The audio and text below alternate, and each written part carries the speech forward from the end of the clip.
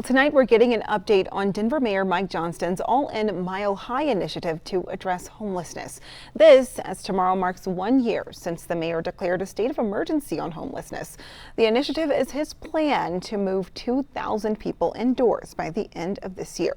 A new report out today shows in these last 12 months, the city moved more than 1,600 people experiencing homelessness indoors, and of those, 583 moved into permanent housing. The report also says 16 homeless encampments have been resolved through permanent or transitional housing, and that there are now 0 large encampments remaining downtown.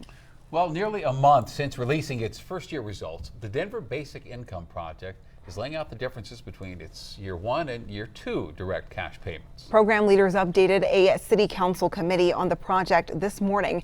Denver 7's Veronica Acosta was there and explains why leaders have funding concerns moving forward.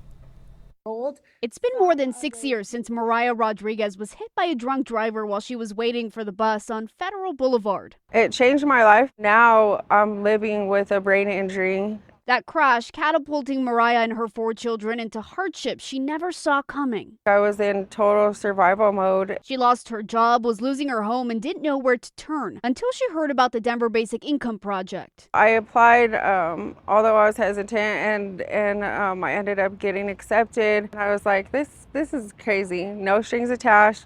In the first year of the project, Mariah got $1,000 a month to spend as she chose. On Wednesday, project leaders updated a city council committee on the program, filling them in on the changes between the first year and the second year. We've extended past the pilot was originally designed to run for 1 year. In year 1, the program gave direct cash to over 800 people. That's declining to 674 people in year 2. Project leaders say they're faced with many unknowns in terms of funding for the project. We don't have the funding currently to run a full second year. We're currently funded to extend payments through September, so the last payment will be September 15th. But Battis and her team are hopeful city budget deliberations and emergency funds will get them through year 2, a hope Mariah shares. This income was like financial freedom. If the program ends, then the money ends. In Denver, Veronica Acosta, Denver 7.